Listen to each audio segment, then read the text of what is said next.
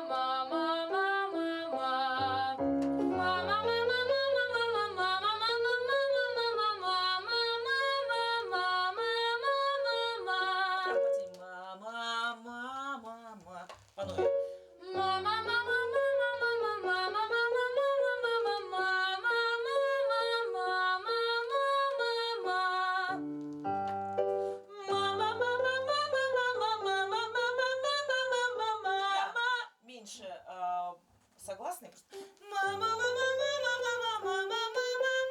Больше автотюном своим.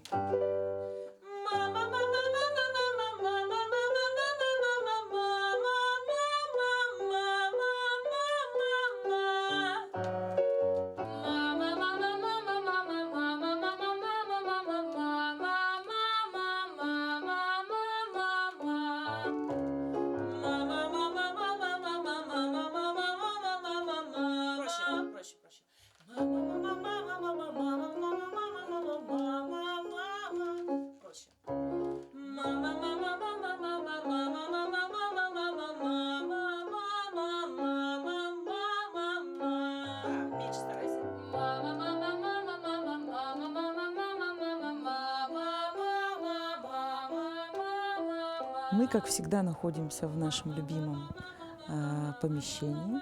Это репетиционная база, в которой мы частенько собираемся для того, чтобы отрепетировать какие-то наши вот вещи. На самом деле я здесь работаю. Вот, ну, как будто бы я здесь живу. Второй дом. Да, это мой второй дом, в котором я провожу большую часть своей жизни. А девчонки у меня учатся. Особенно Даша, которая занимается буквально совсем недавно. Она вернулась в Россию, и вот сейчас мы с ней усиленно поем. А Аришу я веду с самого первого сезона «Голоса» с 2014 года. Y así pasan los días y yo desesperado y tú contestando quizás y así pasan los días y yo desesperado y tú contestando quizás После участия в шоу «Голос дети» 10-летняя Арина Данилова проснулась знаменитой. Судьи и зрители были покорены не только оригинальностью исполнения, но и трогательной историей любви современных Ромео и Джульетты.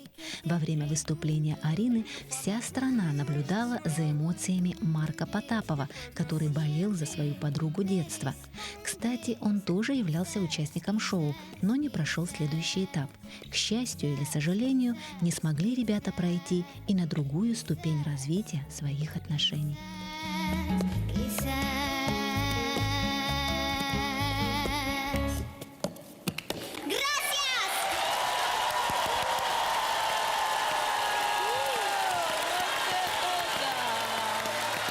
Просто, как бы бывает обычно у каждого в детстве, бывает детская такая любовь, которая действительно возникает. Это все было правда, это никакая не надуманная история.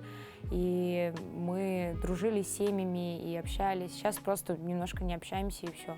Никто не ссорился, все хорошо. Мы как бы друг с другом иногда пересекаемся и вспоминаем былые времена. Вот. Насколько я знаю, Марк сейчас развивается и в музыке, и работает, и учится. В общем, у него все хорошо. Вот, он взрослеет, и я тоже взрослею. Время уже прошло сколько? Времени прошло уже 10 лет. Да, так что, да. А был ли мальчик?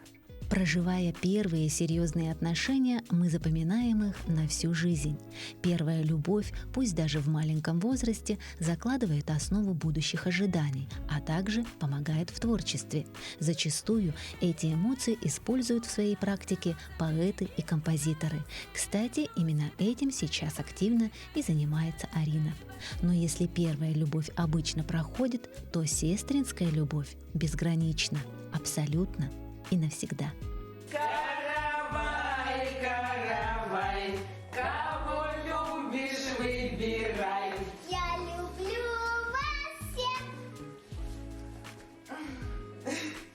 А вот Дашу больше всех. Вот Дашу больше всех. Ты не ушла, даже в самый трудный момент, когда хотелось взять и закурить и броситься в пропасть.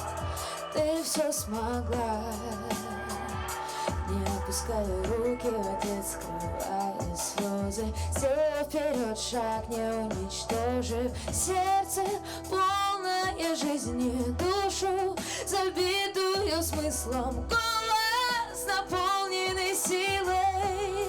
Ты стала непобедимой, руки, забитые мышцы, губы, уставшие мыслить, глаза сияют бесследно. Теперь молчание, кричи, если страшно бояться, кричи, если больно скрываться, беги навстречу себе, ты выиграешь в этой борьбе, кричи, если страшно бояться, кричи, если больно скрываться, беги навстречу себе, ты выиграешь в этой борьбе, кричи.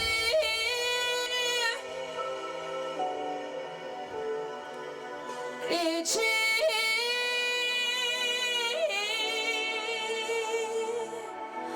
Унеси свою печаль, хватит думать постоянно, что сказал тебе февраль. Не смотри стеклянно, не вытирай слезы, они напомнят тебе о нас.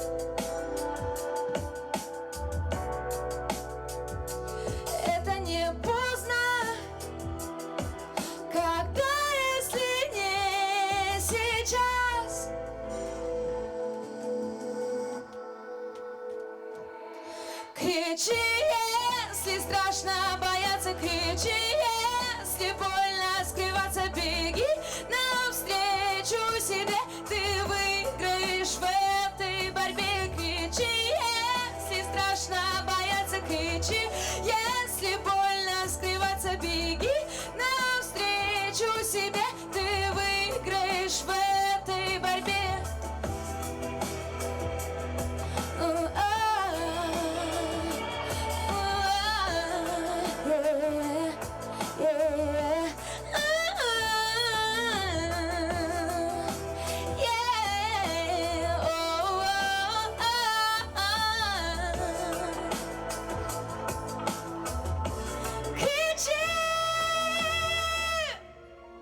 Это песня, которую я написала Даше год назад на ее день рождения, и она написана в обращении ей в самые трудные моменты. Вот. Хотела, чтобы эта песня была рядом с ней всегда.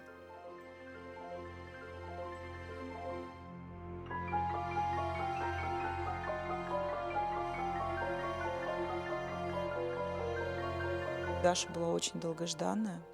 Я всю беременность, как будто бы это был праздник. Вот я себя баловала, ела. И главное, хоть бы кто сказал, что не родишь же, будешь есть только. Но я ела. И мне все говорят, ну кушай. А я всегда была очень худенькая, тяжеловатенькая, я ее родила. И потом вот как-то мы там проходили реабилитацию. Я очень много занималась для того, чтобы... там мне говорили, вот не будешь заниматься с ребенком, не будешь ее там, она будет у тебя какая-нибудь там троечница. Вот. Но Все равно троечница. В общем, занималась, что у меня ребенок в 3 года читал уже. А первый ребенок, это было, что-то такое прям для меня, это было прям, ух. Хотя помню моменты, что дико уставала. Потом Дашу отправила в детский сад в год и 10. Такая малышка уже в садик пошла, потому что я там уже на работу вышла. У меня там куча всего. Сейчас вот смотрю свои фотографии, мне там как будто 12. В 12 лет такая родила. Мне даже в роддоме говорили, ой, бедная девочка, лет 15-16 двойню носит. А у меня вот такой корабль. И вот такие на таких ножках. И вот такой огромный живот. И я сначала живот выходила, а потом я.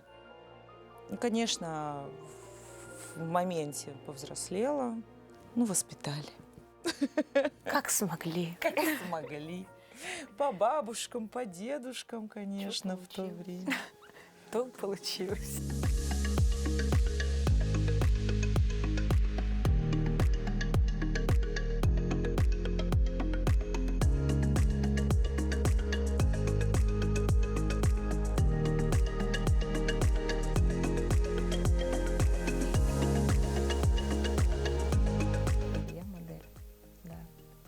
Я занимаюсь моделингом совсем недавно, получается, 2,5 года, наверное. Моделинг для меня стал прям отдушиной, и я стала чувствовать себя намного увереннее, и мне это вообще все очень нравится, когда меня хвалят и говорят, что ой, как это красиво. Вот, мне это все очень приятно. Вот. Пока что мне это нравится, супер. А что дальше, посмотрим. Не знаю, что мне еще захочется. Может, это будет музыка, может быть, что-то еще. У Даши столько навыков накопилось за ее маленький возраст, что она может стать кем угодно, в любой стране реализоваться. Это этому доказательство, что Даша полгода прожила на Бали, а потом еще и в Бангкоке у нее был контракт. Так что она максимально мобильный человек.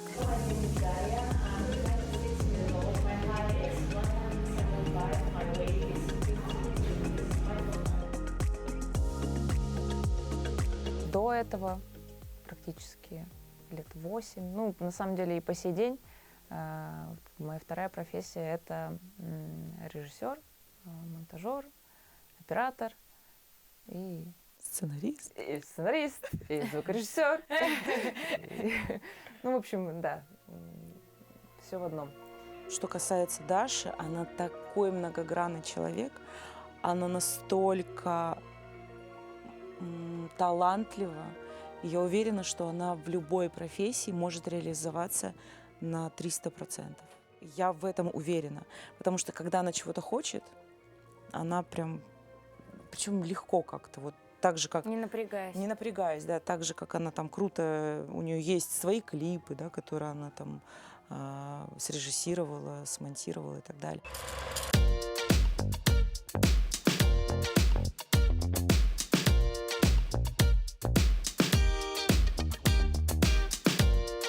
Опять по сценарию слова. С ума я схожу, твоя вина. Попкорн стал немного сладковат. В конце титры чьи-то имена. По новой 100 раз я жду этих фраз. И сейчас ответ на полу, искать ни к чему. Я пас, в голове пробел, пристально смотрел, словно улетел. Но есть одно, но я не твое кино. Я не твое кино. Я не твое кино. Знаю давно, но я не твое кино. Все уже решено. Я не твое кино. Я не твое кино.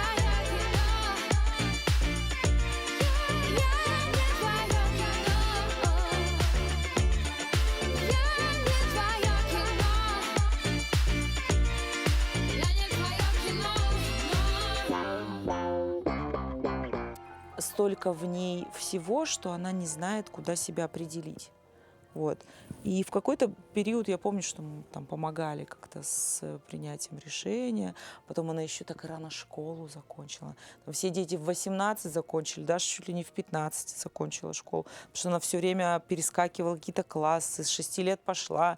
И тут там на 16-м году ей надо принять решение, куда она хочет. Понятно, что она еще совсем маленький ребеночек, который там... И я помню вот этот консилиум, когда мы собирали, Даш, ну надо вот же куда-то чего-то. Я Даша так, да я не знаю еще куда чего. И вот как-то с какими-то вот там, а вот тебе нравится снимать, а ты вот все время, может быть, и Даша такая, да, а не пойти ли мне в режиссеры? Даша освоила профессию режиссера, но, как у любого творческого человека, поиски себя продолжаются и по сей день, впрочем, так же, как и у Арины. Я решила уйти после 9-го, чтобы поступить в училище имени Гнесиных. Вот. Я готовилась усердно целый год, потому что мне нужно было выучить сольфеджио, все. Готовилась там с педагогами. Но мне в тот момент не повезло, и впоследствии очень повезло. Я не поступила, причем с первого этапа, с вокального конкурса. Вот. И для меня это был такой шок, потому что я была уверена, что я поступлю почему-то. Вот прям внутри какое-то у меня было ощущение, что все, я уже там представилась, я навизуализировала, что я ученица там колледжа. Вот. Но я не поступила, и я такая, а что делать-то теперь? Позвонила мне, говорит, мам, представляешь, я не прошла. И прям расстроена. Я плакала. Я говорю, а чего ты расстраиваешь?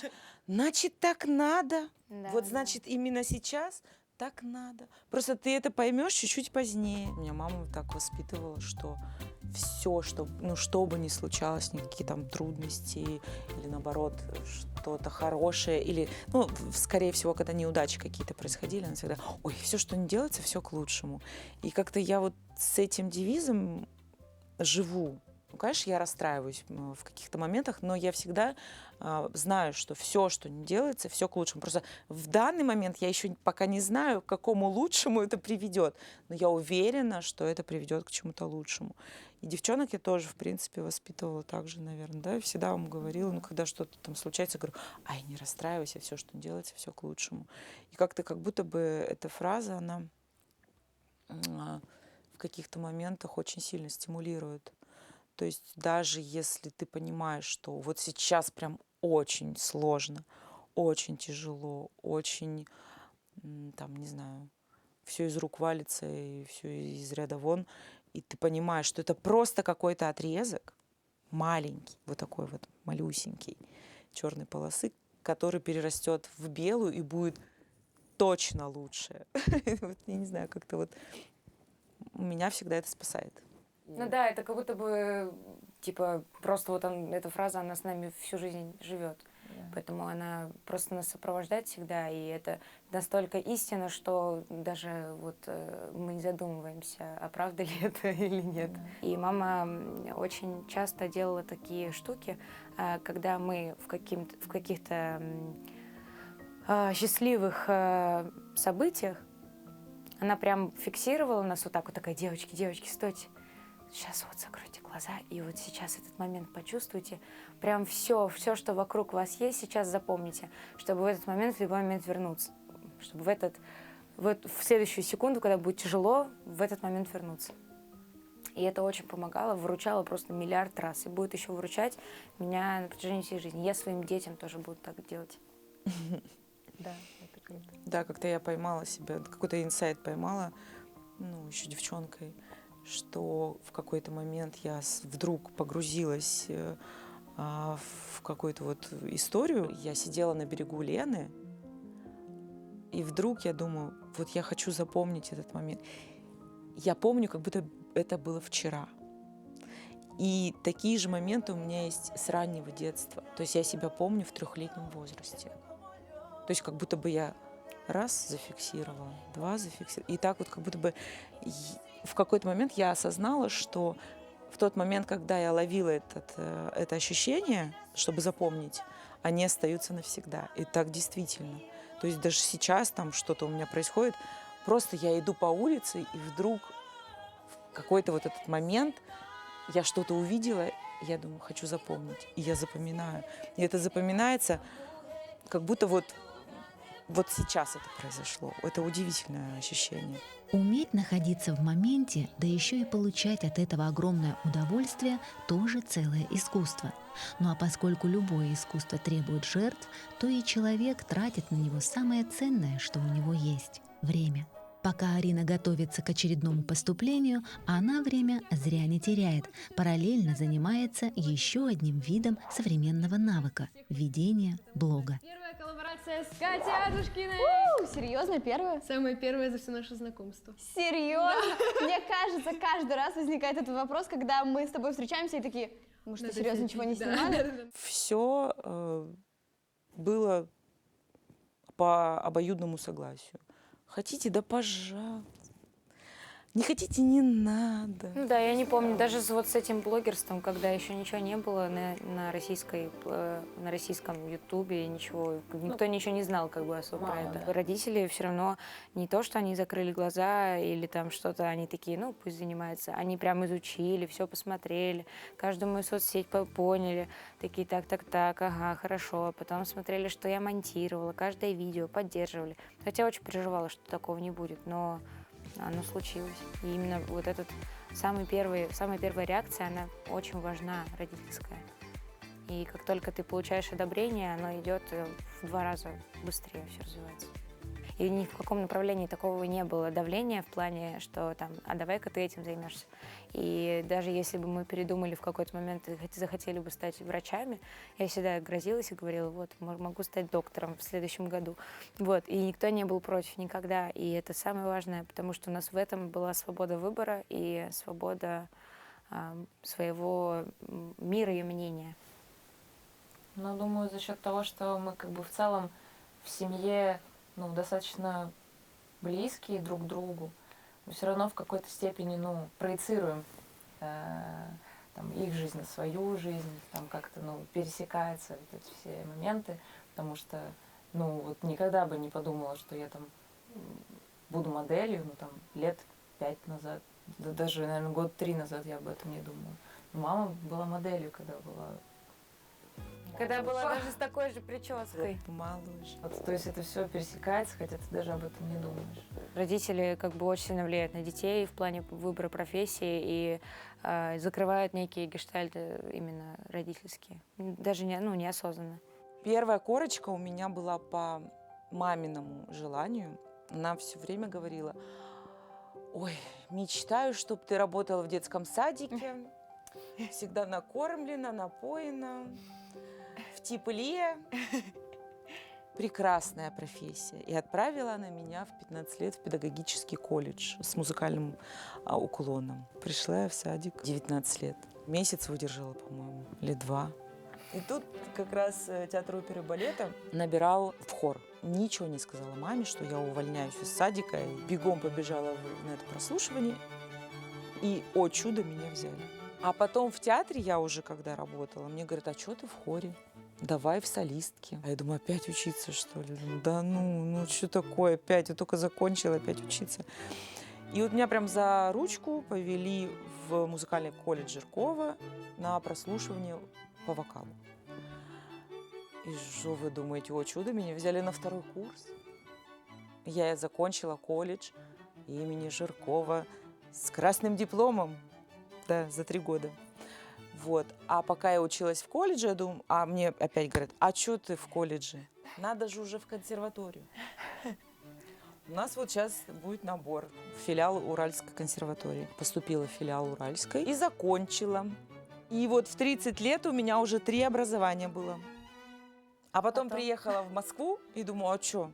Ну, пойду еще и Московскую консерваторию закончу. А что? Я отстажировалась еще здесь 4 года. Короче, я 15 лет училась. Сейчас вообще нисколько не жалею, потому что как будто бы это было такое прикольное время. Какое-то яркое, какое-то вот это вот сессии, вот эти 2 детей, вот этих вот. Да-да-да. У меня сессия, тут надо бежать Арину грудью, извините, кормить. А потом опять бежать на работу, в театр я еще работала. А сейчас я думаю, как же я выжила? Ну, выжила ведь. Все хорошо. Ну, зато было интересно.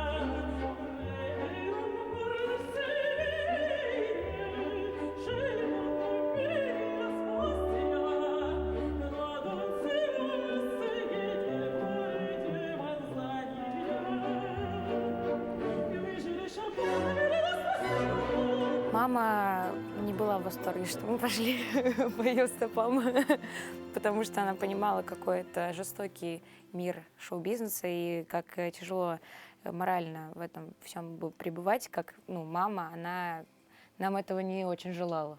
Ну, именно внутри как будто бы, были волнения. Особенно с Дашей почему-то. Вот когда маленькая была, я прям видела же, что у тебя есть вот все для того, чтобы пойти в музыку. И я все время ждала, думала, вот сейчас вот если Даша будет прям требовать, ногами топать, что я хочу в музыку. Вот. И я думаю, тогда придется мне. А так вот, чтобы тебя направлять прям, я как будто бы, ой, зачем? Вот это вот она тоже будет с этим пением, там, со всеми этими делами. Зачем эта музыка нужна? А Арина, она уже просто как будто бы вынуждала. Типа, я вот только... Ну, то есть там из утробы она уже вышла народной артисткой какой-то. Данилова Арина с песней «Вышла модница-лисица». А чё не хлопает? Аплодисменты. Да. Вышла модница-лисица, перед всеми покружится,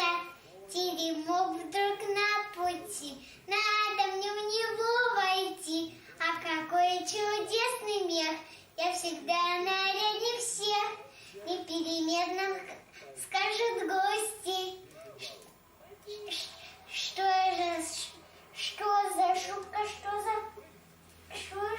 гости? Всем должна понравиться. Лисенька красавица, ах, какой чудесный мех. Я всегда наряднее всех. Там уже видно было, я не знаю, действительно, она в 10 месяцев уже петь начала. То есть она еще не говорила, она уже пела. Причем так чисто. Я подумала, ну тут уже как бы без вариантов. Хотя вот что и Даша была беременна, да, я работала в театре. То есть у меня Даша, она такая театральная. То есть всю беременность она там в операх Борис Годунов в постановке, как сейчас помню. Маленькая в этом театре, бесконечно сидела в этом зале. Ждала мои репетиции, сидела такая серьезная. Значит, такая была спокойная. Ее посадишь, она там 4 часа сидит, даже не встает. А Аришка всю сессию, там, до 9 месяца я пела, помню, Брамса, и она вот так вот под Брамсом у меня прыгала. И комиссия говорит: Данилова, вы уже идите, а то вы сейчас родите тут нам. Им как бы, может, вы... А я говорю: нет, я учила, я буду петь.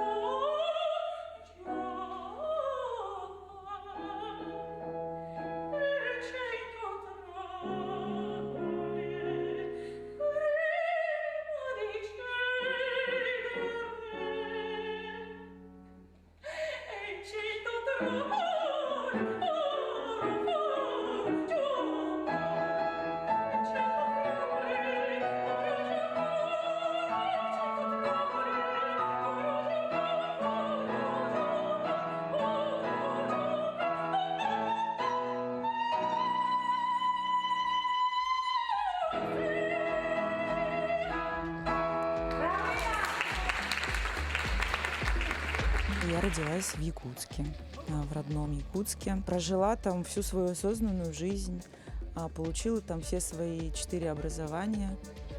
Нет, 3. 4 здесь уже в Москве. Ну, считаю себя коренной якутянкой, потому что и мама моя, и папа мой все родились в Якутии. Папа у меня с севера, с Усть-Неры, мама нюрбинская.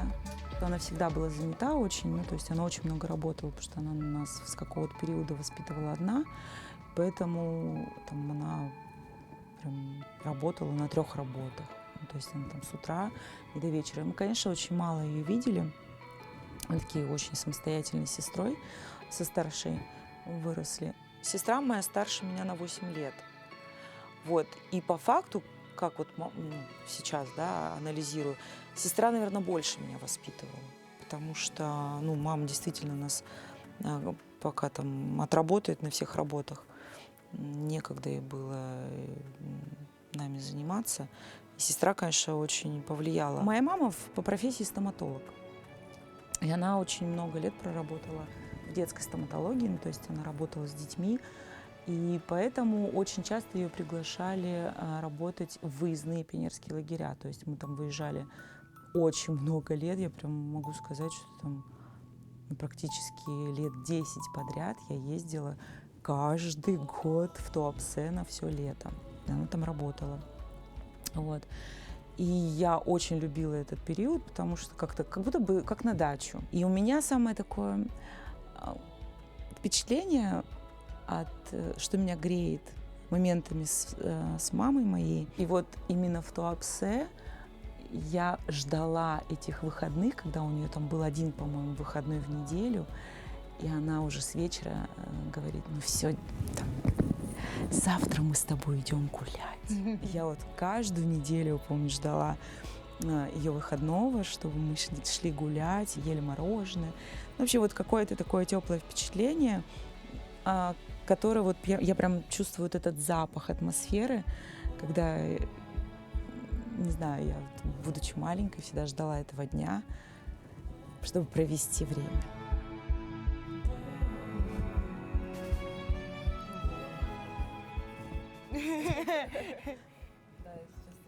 Меня тоже пробило чуть-чуть, но я держусь. Ну, я сейчас конкретно вот прям очень сильно ощущаю этот этап жизни, когда ты взрослеешь и перерастаешь в какое-то такое детское состояние, к которому всегда на самом деле стремишься потом по жизни. Вот. И за счет этих воспоминаний я туда возвращаюсь, и поэтому это всегда для меня очень сильно бьет, когда, ну, прям вот в сердце. И когда там смотрю фото старые, там какие-то видео нахожу случайно, когда там с семьей провожу время, и мы обсуждаем всякие такие моменты. Это, ну, очень такой важный этап, потому что именно мы это несем на протяжении всей жизни, и это нас делает людьми и теми, кто мы есть на самом деле. Да, и ностальгия, хотела сказать, что вообще такое сложное, смешанное чувство. С одной стороны, оно такое приятное, с другой стороны, оно немного грустное, потому что ты ностальгируешь по моментам, которые никогда не повторятся.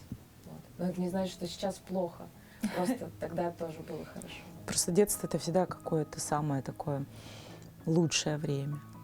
Вот, мне кажется, любого человека спросить, любого поколения, что у тебя самое было, твой период в жизни, я думаю, каждый скажет, что детство. Потому что в детстве ты еще такой открытый, наивный. Смотришь на мир широко распахнутыми глазами, когда тебе все кажется какой-то на максималках, в 10-кратном размере, все гораздо прикольнее, чем когда ты уже повзрослел. Еще очень много воспоминаний про дачу. Вот мне кажется, у моих девочек и у меня очень много дачных детских воспоминаний. Когда вот у меня мама, например, такую традицию затеяла с самого, помню, детства, что если вдруг начинаются дожди, я даже в какой-то момент была рада, потому что это печь, и это оладушки. И ты такой, знаешь, утром просыпаешься, и дождь такой, о, все, и уже такой, да, уже запах. Этот запах, да. Да, и уже мама такая, уже оладьи там, все. А если еще прохладно, то печку можно еще затопить вечером. Да, и вот этот вот, Это да. вообще вот самое этот уютное. треск печи, вот эти вот оладьи.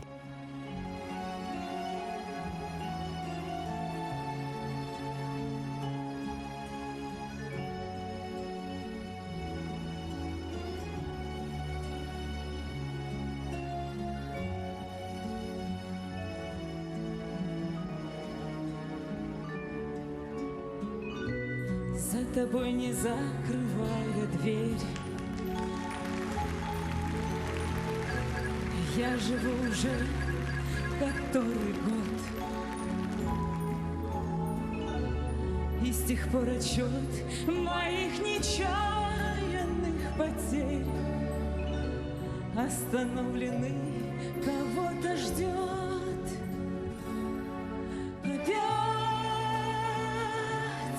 Метель, и мается былое в темноте. Опять метель, две вечности сошлись в один короткий день.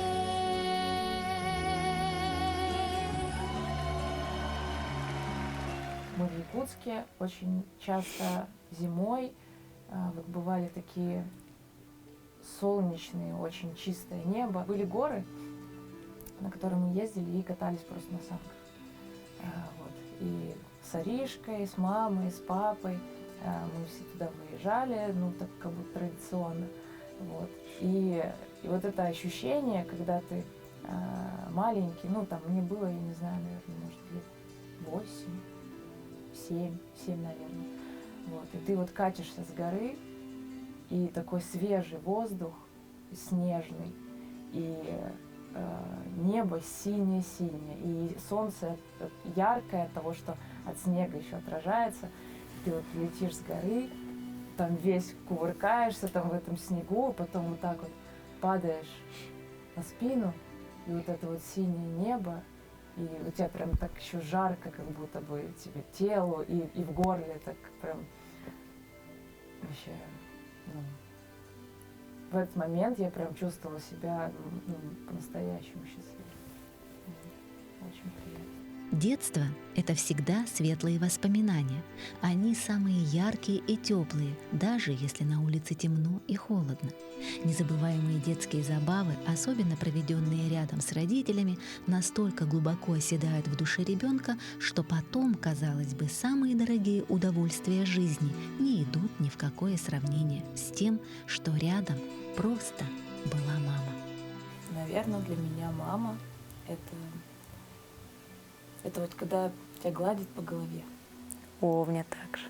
Дом, тихо-тихо в нем я открою дверь, никого не жду, мне теперь не верь, больше не приду.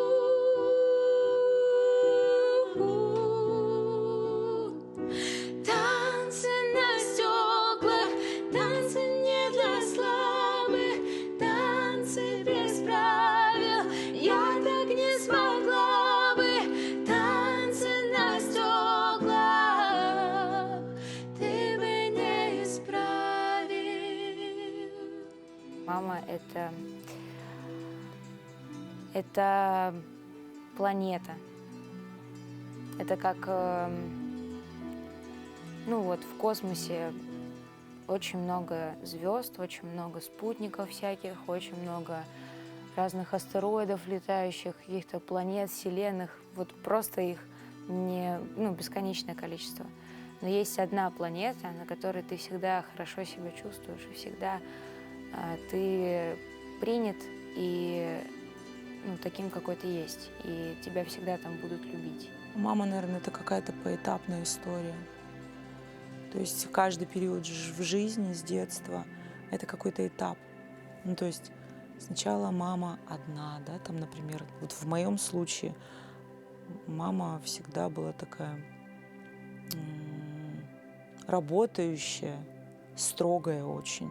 Потом был период, когда мама была очень заботливая, когда вот я родила, мама все время с этими авоськами ко мне, с какой-то едой, нянчилась все бесконечно с моими детьми. А сейчас мама для меня это такой ребеночек. То есть она такая, уже надо заботиться, уже вот как-то такая вот уже совсем не строгая, все время какая-то другая. И сейчас вот я понимаю, насколько много она мне дала, потому что сейчас я уже сама мама и взрослые дочки. И я уже совершенно все это переоценила, потому что я понимаю, насколько ей было тяжело, насколько она нас любит, насколько она всю жизнь, да, посвятила именно своим детям. Интересно это все. Вообще быть мамой — это интересно. Это, наверное, главный смысл в жизни женщины, потому что, от другого, нет другого смысла. Не вижу ни в чем.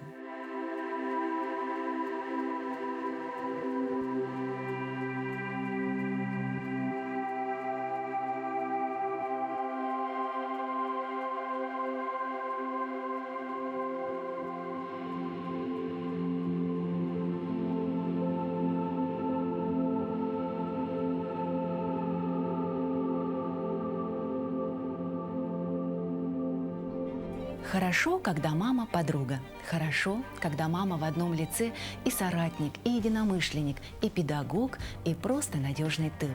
Мама – это человек, у которого всегда можно найти покой, доброту и утешение.